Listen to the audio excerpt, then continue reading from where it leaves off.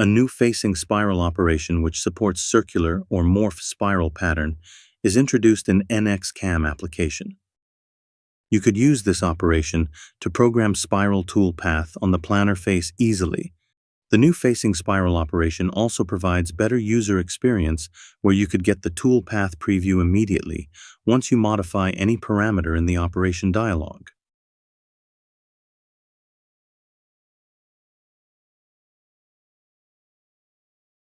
Change parameters or switch pattern type. Notice that you can get the toolpath preview immediately once you modify any parameter in the operation dialog.